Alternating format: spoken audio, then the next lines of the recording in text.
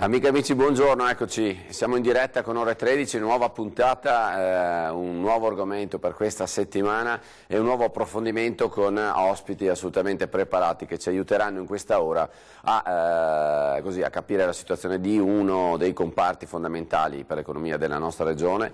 Infatti oggi parliamo del comparto agroalimentare, abbiamo dato un titolo che riprende ovviamente storpia quello che è la grande bellezza di Sorrentino, abbiamo detto la grande faticosa ricchezza, quella che proviene da l'agroalimentare è una ricchezza ovviamente per il territorio, per chi ci lavora, per chi produce, che però insomma, ha sia fatiche fisiche che mentali e anche proprio di strategie aziendali. Allora, qui in studio con me ho due ospiti, Terenzio Borga, presidente di Aprolav, vediamo che è un'associazione che riguarda i produttori del latte del Veneto e poi vediamo anche nel dettaglio, e Mario Quaresimin che è direttore della CIA di Venezia. Buongiorno, grazie della vostra presenza. Poi se ci sarà l'ok, tra l'altro avremo anche un collegamento da Belluno, ve lo svelerò più tardi, però insomma chi abbiamo in diretta da quella sede. E vi ricordo 0422 162 6798 è il nostro numero di telefono, tra l'altro abbiamo anche attivo Facebook con un post dedicato alla puntata di oggi dove potete intervenire e mandarci dei messaggi. Allora, così, insomma, ho voluto rifarmi a quello che è il mondo cinematografico e a un titolo di un film che è diventato a tutti gli effetti un modo di dire, no? La grande bellezza. Tra l'altro quando si parla di agroalimentare ovviamente non si può non pensare anche a quello che le coltivazioni fanno proprio anche per la bellezza dei territori, che soprattutto in montagna insomma, hanno un ruolo anche di gestione dell'ambiente, giusto Terenzio? Ma credo che quello che viene fatto in Veneto dall'agricoltura sia sotto gli occhi di tutti. La nostra qualità copiata dall'intero mondo, le tipicità, le varietà di culture che abbiamo, credo siamo veramente il paradiso per chi vuole fare agricoltura, perché abbiamo un settore lattiero-caseario che non ha uguali credo al mondo, abbiamo diversità negli ortaggi, abbiamo diversità nelle culture viticole. Io sfido chiunque a trovare una possibilità di impiego in agricoltura come abbiamo noi nel Veneto. Sì, tra l'altro, sapete insomma, agricoltura significa anche e soprattutto tutti quei prodotti che sono tutelati, no? Riconosciuti, quindi IGP, DOP, eccetera, eccetera, e il Veneto insieme alla Toscana è la prima regione in quanto a prodotti appunto del territorio con questi riconoscimenti, se non sbaglio sono 91, prodotti che vanno tutelati.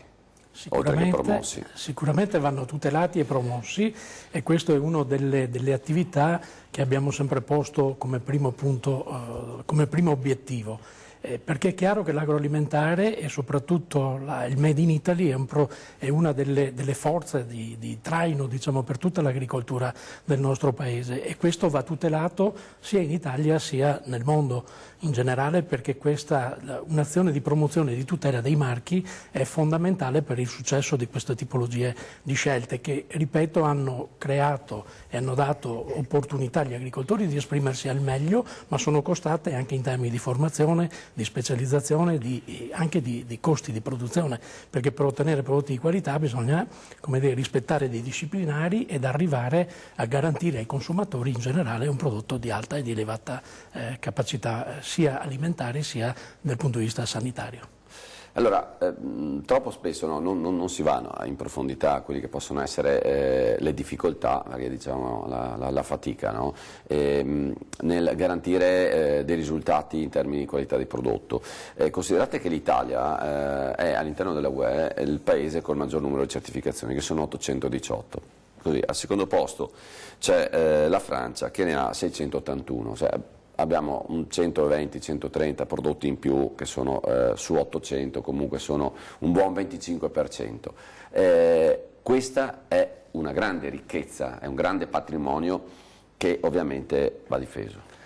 Ma credo che noi nel Veneto poi in maniera particolare, parlo del mio settore lattiero-caseario, abbiamo veramente una situazione che dovrebbe far riflettere. Il 70% dei nostri 11 milioni di quintali di latte viene trasformato in formaggi DOP.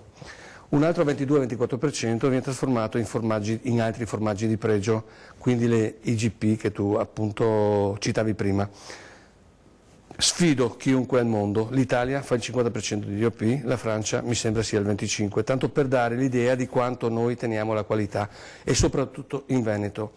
Vorrei fare i confronti con tutti gli altri, ma non sto qua a elencarli, per dire effettivamente quanto la qualità veneta venga riconosciuta, venga valorizzata, venga cercata.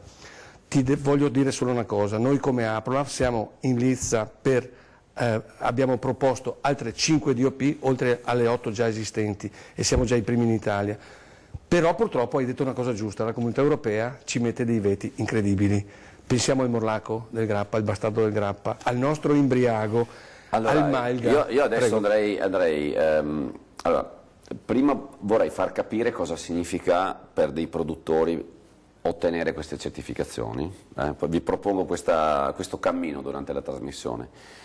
Poi il lavoro che fanno i vari consorzi per spiegare questa cosa al consumatore, che è quello che facciamo anche noi in questo istante, e poi invece diciamo l'intervento della UE, ma soprattutto anche quella della non UE, perché la non UE forse è quella che fa più danni. Esatto. Ok?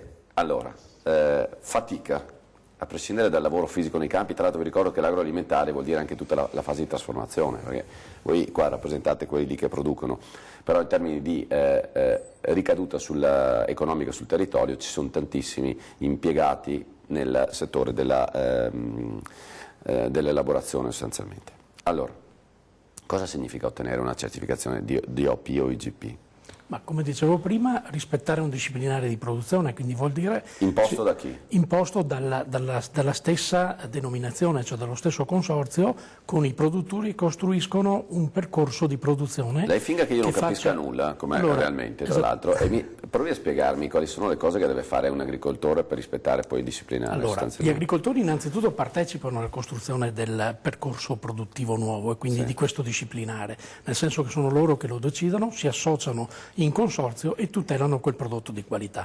Questo significa per esempio la pezzatura, se parliamo di ortofrutta, significa la qualità del latte, significa i valori proteici, significa le percentuali di grasso, cioè quindi definiscono delle regole con cui il prodotto può essere immesso sul mercato, ma definiscono anche le modalità produttive, quindi l'uso di sostanze per i trattamenti che vengono comunque fatti in campagna eccetera, attraverso dei disciplinari che sono molto rigidi, molto stretti e che sempre di più vanno verso la sostenibilità del modo di produrre. No?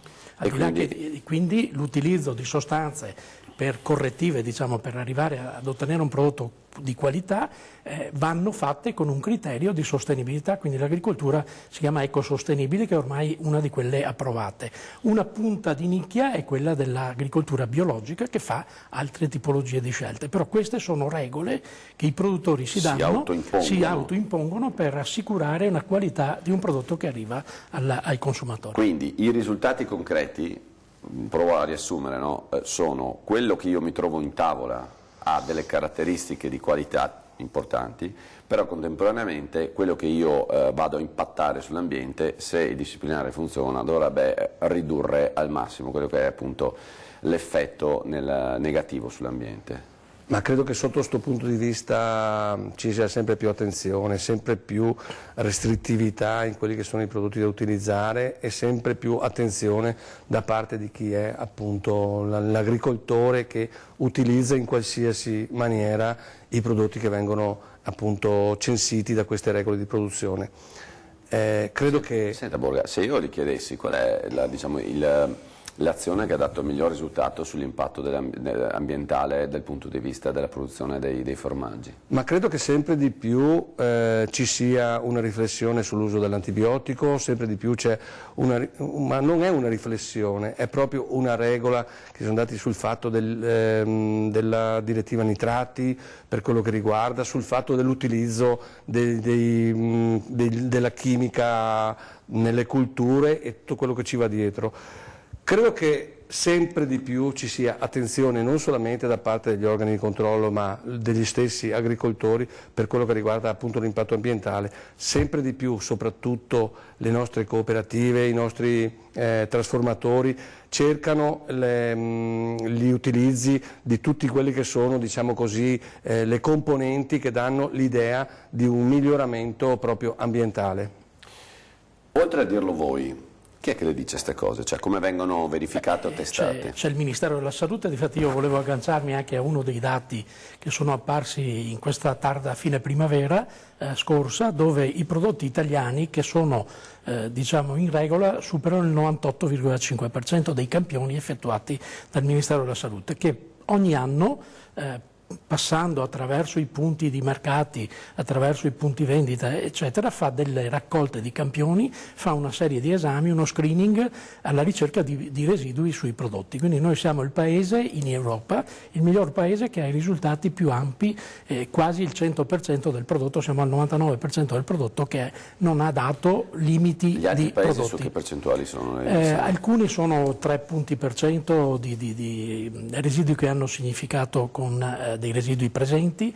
In realtà diciamo tutta l'Europa ha una buona performance da questo punto di vista, però l'Italia è il miglior paese in assoluto, quindi vuol dire che gli imprenditori italiani hanno preso seriamente questo aspetto di tutela dell'ambiente e soprattutto di produrre prodotti sani e di qualità per i consumatori del nostro paese. Allora, diciamo un'altra cosa, perché ovviamente dopo i media quando colgono invece l'aspetto, quello, insomma, quando beccano quell'1,5% che fa al di fuori, insomma, danno parecchia attenzione, no? La cosa che è giusto che sia così, perché poi se i media dà attenzione, lo sforzo nel ridurre ulteriormente quelli che sono gli aspetti negativi c'è.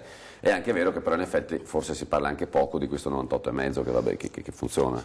Tenendo presente però che l'1,5 non è che come dire, non sia commercializzabile, ha comunque dei residui che sono comunque a livello di dentro il limite permesso per la commercializzazione, quindi siamo su una sicurezza alimentare direi che è al 100% ormai dei prodotti che vengono campionati, per cui vorrei tranquillizzare tutti per non essere frainteso, certo. Cioè nel senso che i prodotti che non sono commercializzabili ovviamente non vengono immessi in mercato, vengono tolti dalla commercializzazione, quindi per non lasciare dubbi siamo al 100% del prodotto sano, diciamo che alcuni, una bassissima percentuale, quindi un 1%, ha questa evidenza, questa presenza di residui, però sono residui dentro i campioni di tolleranza e di vendibilità. Insomma. Se può esserti utile, mi aggancio. Siamo l'unico paese che non usa il transgenico e siamo l'unico paese che non permette la centrifugazione del latte.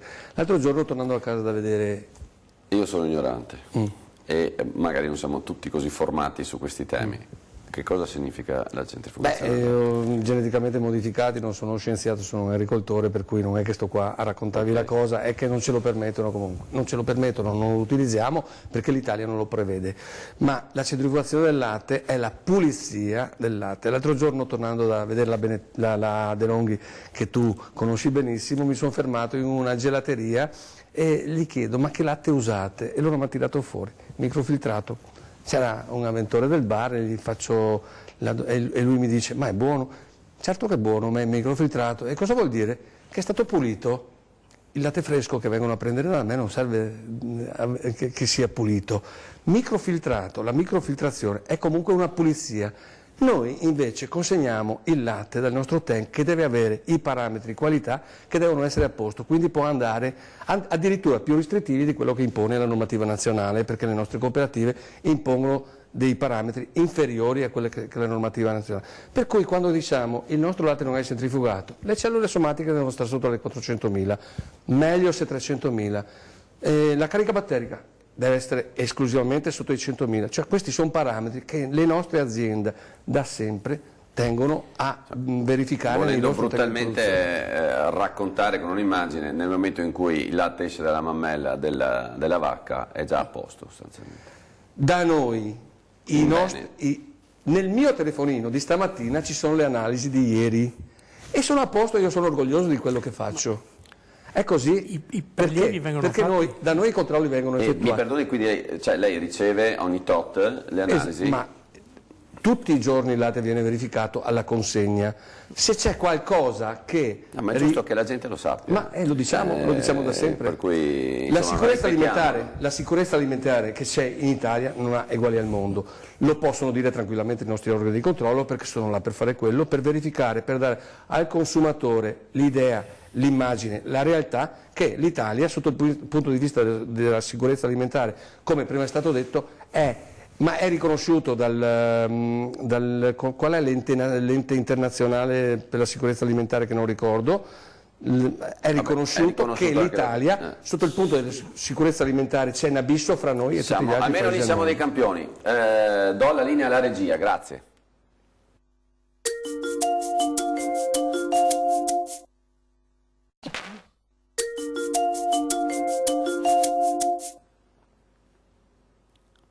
Ringrazio per il ritorno della linea in diretta qui da San Biagio, dai nostri studi, però do anche un saluto, vi accennavo a questa opportunità di oggi che abbiamo con Ore 13 e siamo in diretta in collegamento con Busche e saluto Antonio Bortoli che è il direttore di Latte Busche insieme al nostro Lucio Zanatto. Buona giornata anche a voi. Grazie per quella sua disponibilità, insomma, abbiamo voluto, non so se ha seguito la prima parte della nostra trasmissione, abbiamo fatto un'introduzione su quella che è la fatica di far rendere un comparto importante per il nostro territorio come quello dell'agroalimentare, che però può generare una ricchezza sia in termini economici ma anche di cultura incredibile. E siamo arrivati così a spiegare quali possono essere intanto la grande qualità di prodotti che è garantita da tutta una serie di azioni degli agricoltori sostanzialmente, e poi c'è anche tutto il comparto della trasformazione, quindi insomma grandi opportunità che necessitano di grandi investimenti che penso siano quelli che Latte Busche fa ogni anno. Latte Busche, per stare al passo con i tempi, ha un battente medio che va dai 3,5 milioni ai 4 milioni all'anno di investimenti.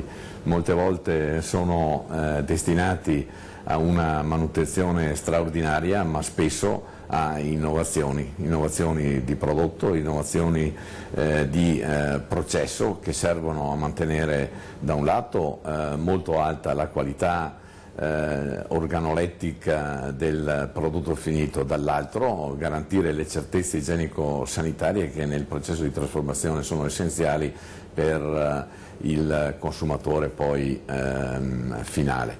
È evidente che molte volte queste risorse vanno anche a qualche prodotto innovativo, almeno all'interno delle nostre aziende, che siamo riusciti a introdurre. C'è stato il periodo del gelato, il periodo del latte più giorni, che oggi ci facciamo fare all'interno, gli investimenti per trasformare un'area nell'alta montagna, le famose terre alte della nostra provincia, in un'area biologica dove i produttori portano esclusivamente latte con queste caratteristiche e poi viene trasformato in una cooperativa che abbiamo assorbito nei mesi scorsi e trasformato in prodotti biologici, quindi un misto di investimenti per le certezze qualitative e igienico-sanitarie all'interno dell'azienda e anche per dei prodotti innovativi. Tra l'altro prima avevo fatto cenno come la grande ricchezza diventa la grande bellezza nel momento in cui ovviamente la coltura degli appezzamenti poi porta al mantenimento della qualità dell'ambiente, soprattutto in quello che è l'ambiente montano.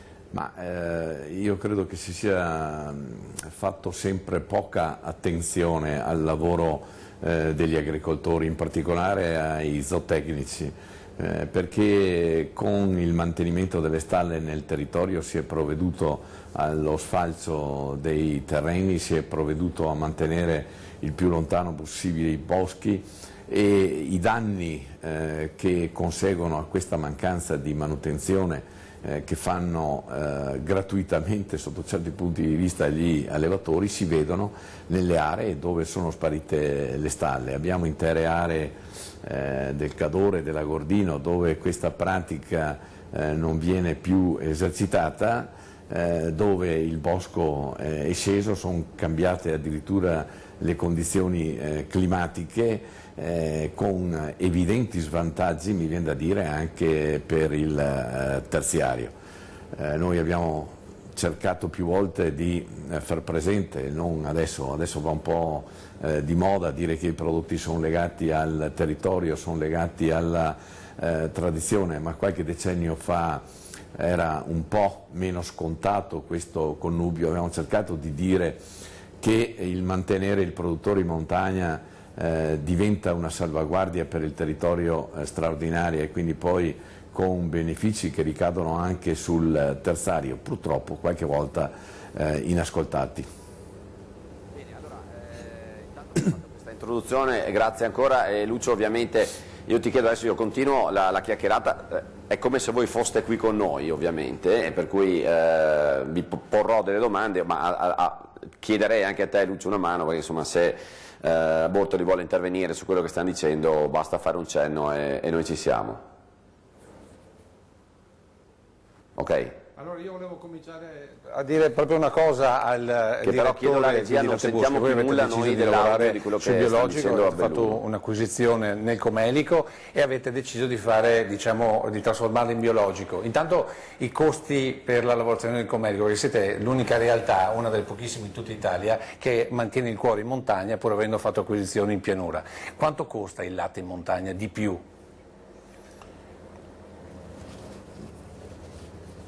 Allora, io credo che non si possa dire in maniera univoca quanto costa in montagna di più, perché dipende molto spesso dall'ubicazione delle stalle. La stessa nostra provincia ha altitudini diverse e costi diversi nella... In pianura però sicuramente. Sicuramente. Io posso dire, per esempio, cosa vuol dire raccogliere il latte nelle terre alte di cui parlavamo prima.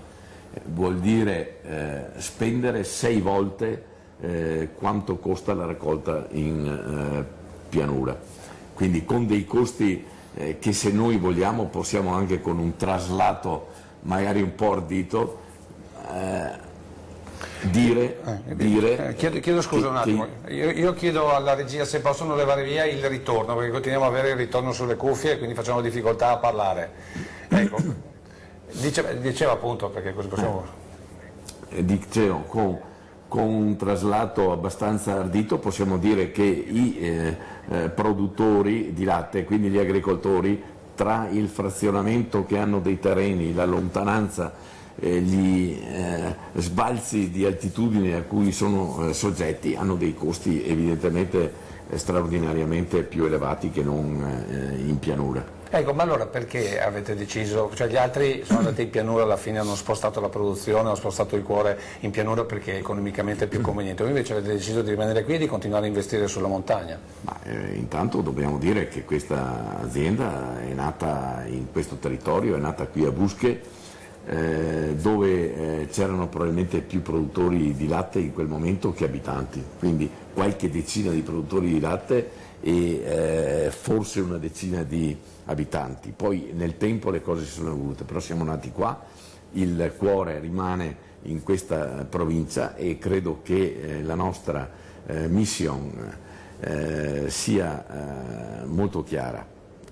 L'abbiamo riveduta anche con tutte le nostre maestranze poco tempo fa, è quella di valorizzare il latte innanzitutto di questo territorio, che è un territorio disagiato, ma che ha anche l'opportunità di dare una materia prima con delle connotazioni sotto l'aspetto organolettico sicuramente importanti. Ecco, allora adesso io una domanda la faccio a Terenzio Borghi, il presidente di Aprolav. Cosa fare per difendere il latte veneto?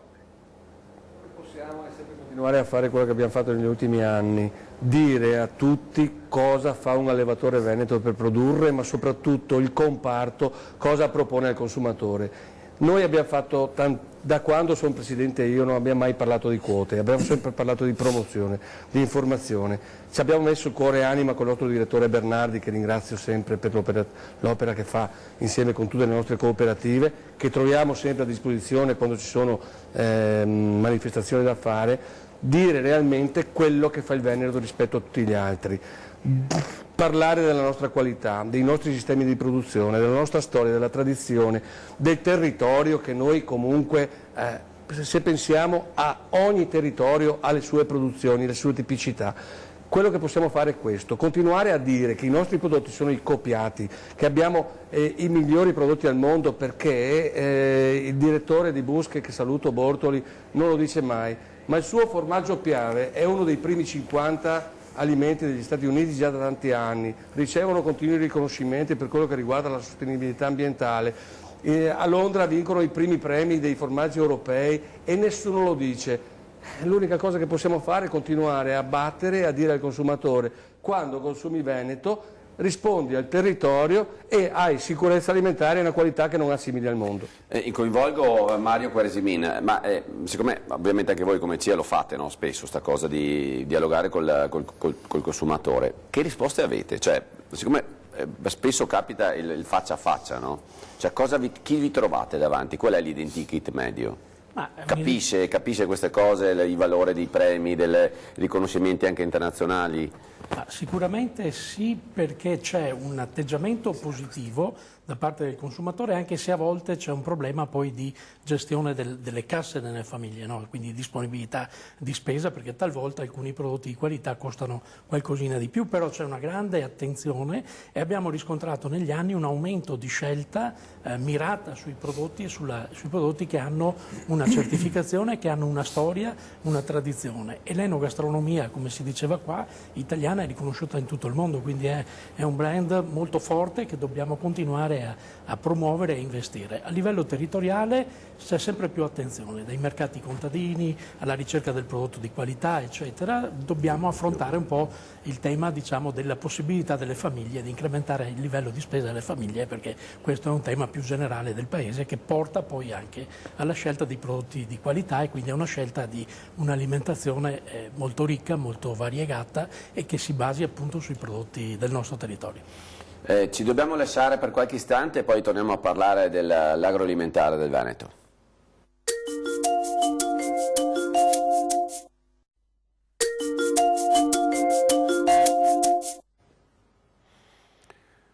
Continuiamo la nostra chiacchierata sul tema dell'agroalimentare, questo comparto, ripeto, insisto e ribadisco, è veramente essenziale per il nostro territorio. Allora, ci siamo lasciati su che cosa si fa per informare il consumatore e per fargli capire che effettivamente ci sta un grande lavoro, una grande fatica per portare sulla sua tavola quelli che sono i prodotti tipici. Qui però adesso vado con una provocazione, perché affinché i prodotti arrivino sulla tavola bisogna acquistarli e qua il nostro Paese, con scarsissima lungimiranza, ha lasciato la grande distribuzione in mano a tanti soggetti stranieri. E la domanda, parto da Antonio Bortoli, che faccio è questa: la GDO, la grande distribuzione, può fare di più in quanto a informare il consumatore su cos'è la qualità di prodotti, su come la si può riconoscere, su quali sono i punti su cui insistere?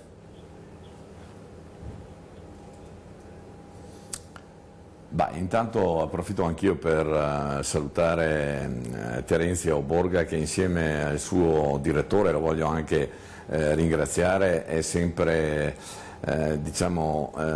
un'entità importante nella divulgazione, non solo tramite il Caseus dei prodotti della nostra regione. E veramente noi li ringraziamo sempre di cuore, lui e Bruno Bernardi.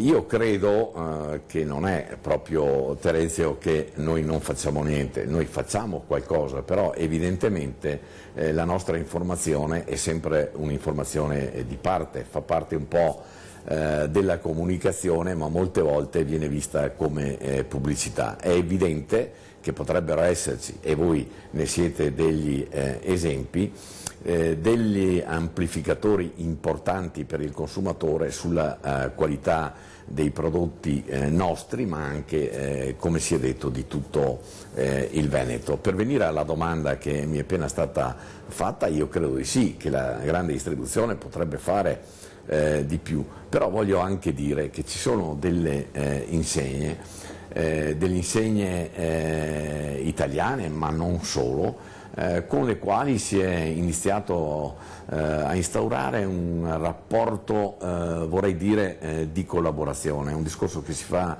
da decenni, ma che noi abbiamo visto stiamo realizzando probabilmente solo negli ultimi anni, e proprio gli ultimissimi, direi, anni. La grande distribuzione comincia a capire che in alcune situazioni, in alcune aree geografiche, è importante avere i prodotti del territorio, è importante, ci stanno chiedendo, avere latte di montagna, è importante avere latte biologico, è importante avere dei prodotti che vengono riconosciuti perché certificati da decenni come provenienti dal territorio, con qualità organolettiche e igienico-sanitarie buone, ma legati anche alla storia, alla tradizione del territorio, ma anche alla storia dell'impresa. Ecco, quindi io mi sento di dire che in alcune insegne, adesso non voglio fare un discrimine, certo, tra le varie insegne, però ce ne sono parecchie, quelle venete in particolare, con cui siamo riusciti a instaurare un rapporto che va al di là della contrattazione del prezzo, ma che comprende un rispetto del territorio, delle difficoltà degli agricoltori, anche se evidentemente ognuno deve fare la sua parte. Insomma, ecco, il produttore da un lato, il distributore dall'altro, al quale nessuno nega la necessità di guadagnare la propria quota, ma che anche la gran parte, soprattutto quella della grande distribuzione, ovviamente, come è stato detto, la gran parte della superficie disponibile per la vendita. Noi, per incentivare e dare un segno anche alla grande distribuzione, abbiamo sempre tenuto in estrema considerazione la possibilità nostra di vendere con punti vendita che progressivamente nelle varie fusioni abbiamo trovato nelle cooperative che abbiamo incorporato. Ecco perché abbiamo noi oggi circa 13 punti vendita che sono visitati mediamente da 3 milioni di persone durante l'anno, con un fatturato che supera i 10 milioni di euro, e in questi punti vendita noi, oltre a condurre l'operazione normale di vendita, cerchiamo di essere buoni informatori sull'origine della nostra produzione, sulle caratteristiche produttive delle singole tipologie di formaggio o di latte che vendiamo, e di raccontare, per quanto possibile, stando costantemente a contatto con il consumatore, la nostra storia, che ormai è certo, una storia di oltre 60 anni, ma che ha sempre visto il privilegio di utilizzare latte del territorio in cui insistono i nostri stabilimenti. È evidente che il latte della provincia di Belluno serve per tutti i prodotti a marca, compreso il Piave, che può essere prodotto esclusivamente nella provincia di Belluno, ma nell'area vicentina e padovana abbiamo il latte di quel territorio, perché così recita il disciplinare produttivo dei consorzi, rispettivamente del Grana Padano e dell'Asiago DOP. Come per quanto riguarda il Montasio, sì, utilizziamo il latte della nostra provincia, che fa parte dei territori del disciplinare del formaggio Montasio. Quaresimin, invece, per quel che riguarda la CIA, giustamente adesso abbiamo sentito la posizione nei confronti del GDO da parte di Lattebusche, che giustamente dice, cioè, noi ci siamo mossi in una certa direzione, e forse anche quello che è il valore, insomma, alle spalle larghe di una realtà come questa portano dei risultati, no? Come CIA voi che posizione avete? Ma credo che quello che è stato detto, quindi la strategia di rioccupare all'interno della grande distribuzione uno spazio significativo per i prodotti veneti, se la grande distribuzione è collocata nel Veneto, sia una delle iniziative da continuare a perseguire. Lo state già facendo? Diciamo che la CIA non lo può fare perché non rappresenta interessi dell'agricoltura generale, ma le strutture cooperative e comunque anche alla politica diamo dei messaggi, e questo è il ruolo che può fare un'associazione di categoria, quella di legare anche le nuove autorizzazioni e insediamenti eccetera di questi centri diciamo di vendita della grande distribuzione, perché destinino in qualche modo nelle autorizzazioni ci sia questa disponibilità a fare in modo che i prodotti del territorio possano essere rappresentati, no? Sapendo che la grande distribuzione ovviamente è francese, è spagnola, insomma c'è un po' di tutto, tedesca, c'è un po' di tutto che si sta configurando nel nostro Paese. Quindi è importante anche, questa è una proposta che CIA può sostenere, quella di dare un messaggio alla politica perché queste autorizzazioni siano in qualche modo vincolate e tutelino le imprese del territorio. La seconda questione, che è più di carattere generale, che facciamo attraverso una serie di iniziative, cito per esempio i bambini, quindi le fattorie didattiche, la grande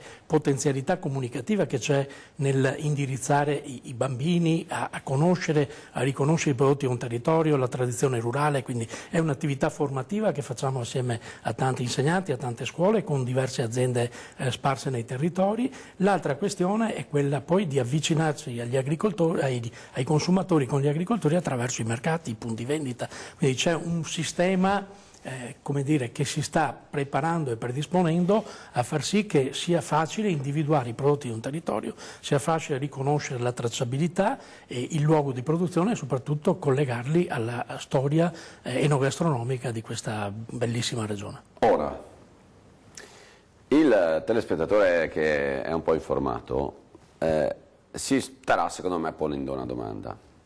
Di fronte a tutto ciò, cioè quindi alla la grande attenzione che si pone nel rispettare il disciplinare, alla qualità dei prodotti, alle analisi, come mai il prezzo del latte è così basso e sta calando? Perché? No, non sta calando in questo momento per fortuna. Si è fermato, ok. No, il prezzo del latte è un dilemma ormai storico. Se pensiamo che l'allevatore percepisce meno di 25 anni fa di quello che è il suo litro di latte, i costi sono più che raddoppiati.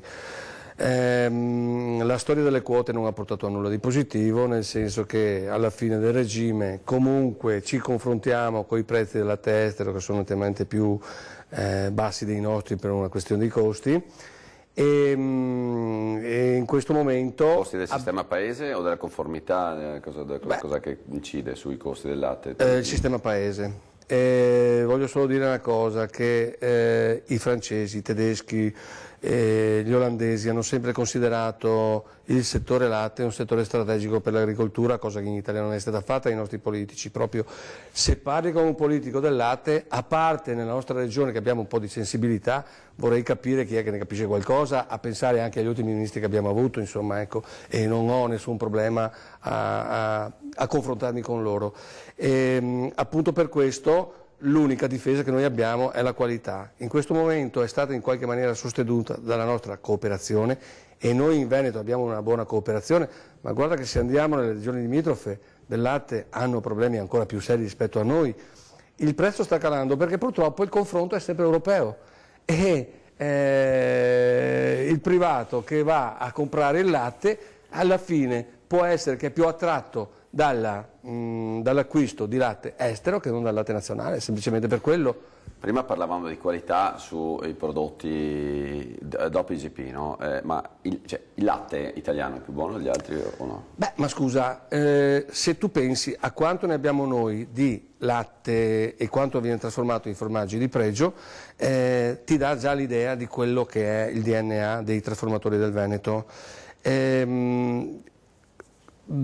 Per che motivo se il nostro latte è migliore? I nostri prodotti vengono copiati da tutti.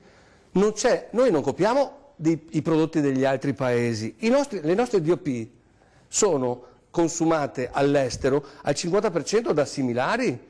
Cioè ci sono addirittura dei produttori veneti che sono andati a produrre in Cechia e ci vengono a portare qua il grana che non ha niente a che fare col nostro, perché sfido chiunque o gli altri similari dell'Eseo quant'altri. Noi non facciamo queste cose, noi continuiamo a valorizzare le nostre produzioni, e questa è la differenza fra noi e gli altri. Noi non abbiamo bisogno di andare a imparare dagli altri, sono gli altri che copiano i nostri prodotti, e questo ti dà l'idea se sono migliori o meno. Noi non abbiamo mai copiato un formaggio che il montaggio, come ti diceva, è prodotto in 2 regioni, perché Treviso, Belluno e parte della provincia di Venezia comunque fanno parte del consorzio del montaggio, ma per quello che riguarda non abbiamo bisogno di copiare da nessuno, sono gli altri che copiano da noi. Ultima breve pausa.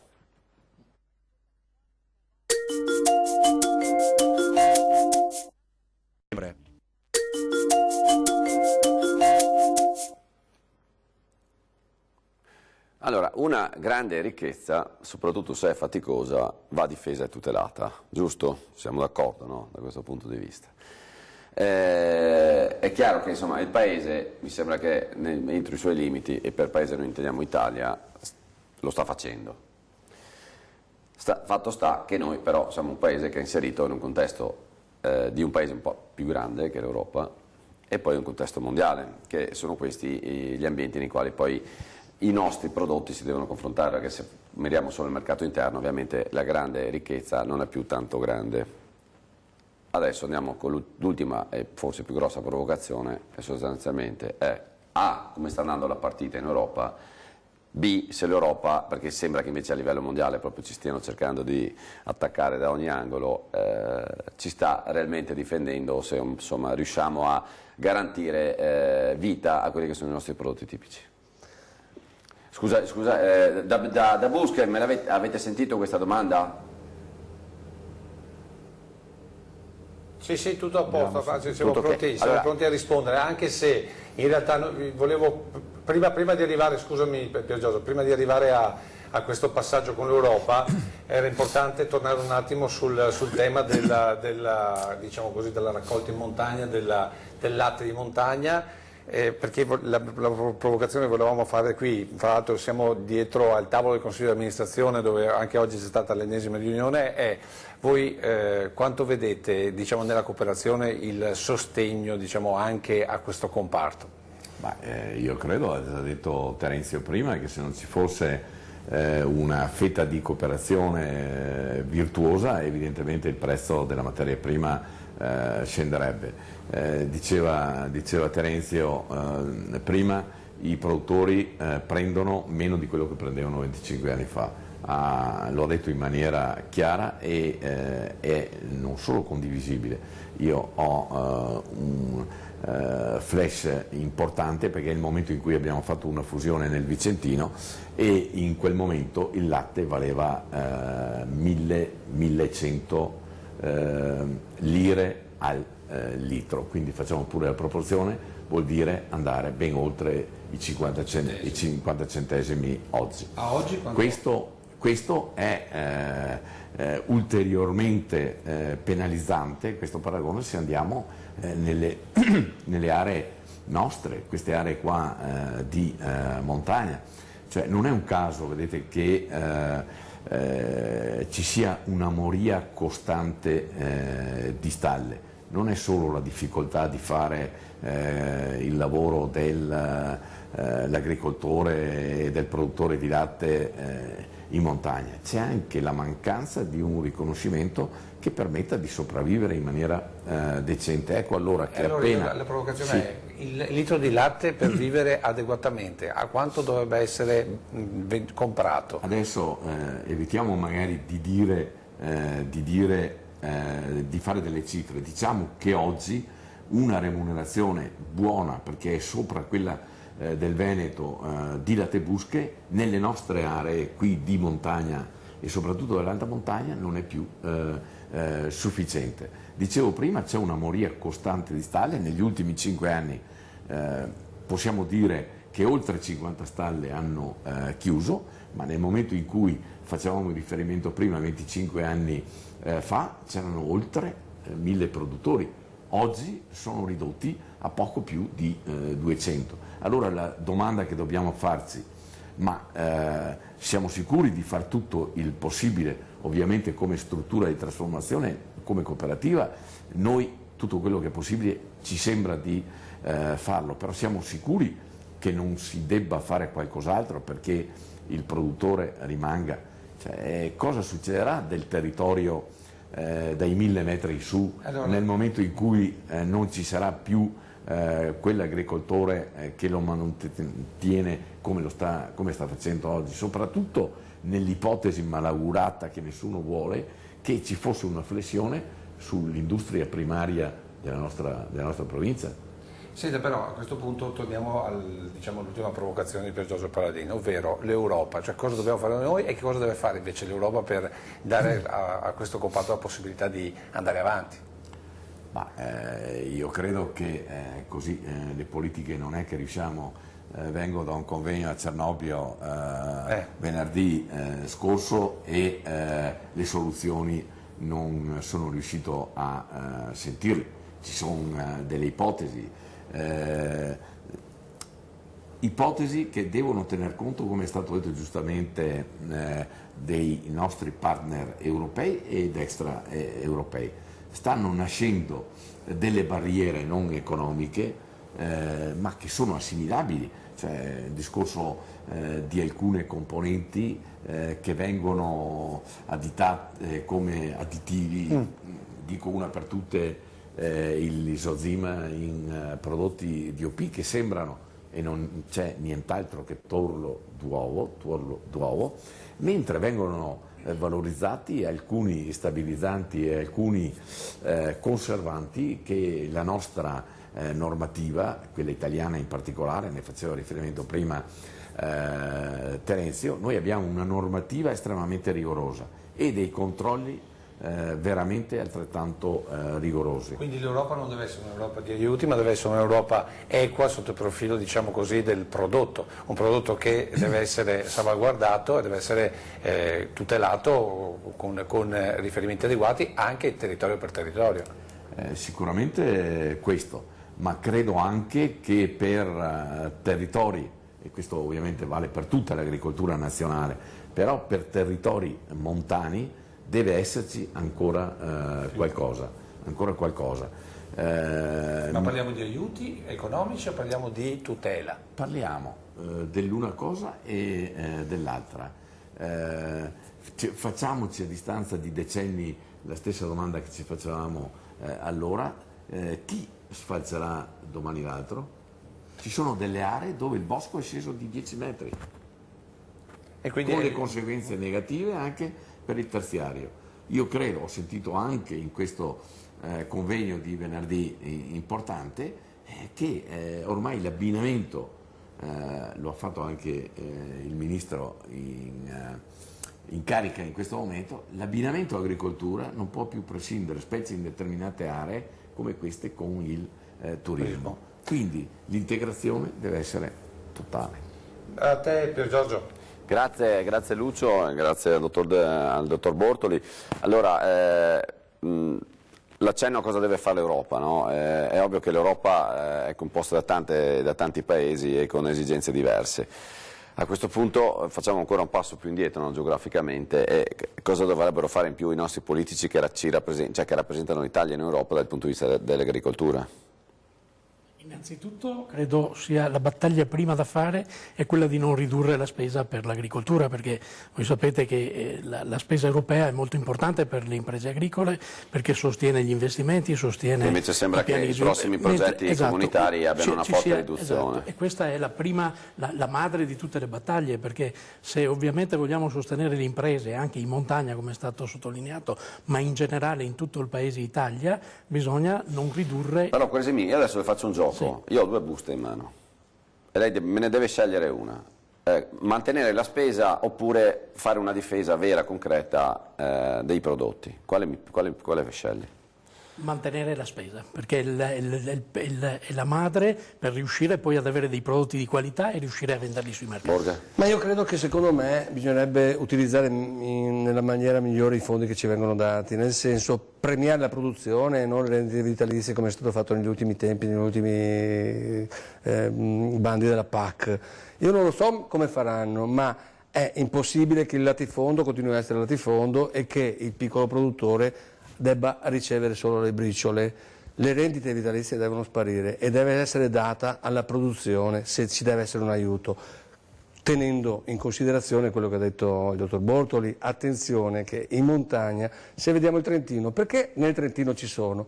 Perché nel Trentino vengono aiutati, perché non ci sono a Belluno? Perché a Belluno non c'è la stessa situazione del Trentino. Vogliamo tenere le nostre montagne belle come il Trentino? È semplice, basta vedere cosa fanno loro. Quindi se vogliamo tenere i giovani dobbiamo dare una motivazione. Ma il Trentino tipo ai giovani cosa fa? Cosa dà? Non lo so cosa dire al Trentino ai giovani, okay. Però sicuramente se rimangono là vuol dire che sono motivati.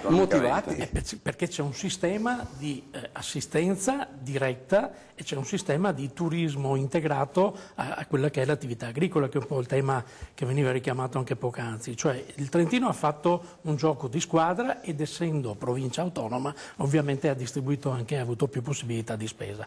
Il tema rimane quello, perché dico la busta della difesa del budget comunitario, perché da lì si scatena poi e si avvia il percorso di innovazione, di impresa, di investimenti in agricoltura. No? Poi l'altro elemento fondante è quello di difendere e di tutelare il Made in Italy ed è quello di tentare di aprire nuove frontiere per la vendita dei nostri prodotti nel mondo, insomma, perché oggi li abbiamo concentrati in alcuni paesi, ma ci sono paesi emergenti come la Cina dove dobbiamo guardare con molta attenzione, perché noi dobbiamo puntare alla percentuale di cittadini che potenzialmente possono spendere nei paesi che sono in via di sviluppo, nei paesi in cui ci sono molti abitanti, tipo la Cina, l'India. Lì dobbiamo cercare di aprire delle frontiere, delle strade di vendita dei prodotti. Quindi. Allora, ormai siamo in chiusura. Questo sarebbe il tema di un'altra trasmissione, anche perché però dall'altra parte ci metto l'introduzione a un'educazione alimentare, perché comunque gli indiani e i cinesi mediamente non utilizzano i nostri prodotti nella loro cucina, mentre in altri paesi è più semplice introdurli, per cui forse è un po'... Velocissimamente, perché devo chiudere. In Italia i consumi di formaggi diminuiscono ogni anno, abbiamo tanti nemici, però aumentano le esportazioni. Chi è il paese che percentualmente aumenta l'importazione di più? È la Francia. I francesi, lo sappiamo, sono molto nazionalisti, ma apprezzano mangiare bene. Non nutrono molta simpatia. Hanno capito una cosa, che se vogliono mangiare bene devono venire a comprare da noi. Vabbè, allora, e questo è il messaggio al consumatore. Signori, siamo in chiusura. Allora, innanzitutto saluto Antonio Bortoli, direttore di Latte Busche, grazie per la disponibilità, e ovviamente Lucio Zanato che è lì con lui. Grazie. Grazie a voi dell'opportunità. Grazie a voi e buon lavoro. Ovviamente saluto invece gli ospiti che sono qui con me a San Biagio. Grazie a voi. E quindi Terenzo Borga, presidente di Aprola, e Mario Queresimin, direttore del CIA di Venezia. Ne approfitto e ringrazio i ragazzi della regia che come al solito sono puntuali, bravi, efficienti e che hanno anche gestito insomma questa cosa un po' diversa del collegamento con Busche. Grazie a tutti, un caro saluto a chi ci ha seguito da casa e buona giornata.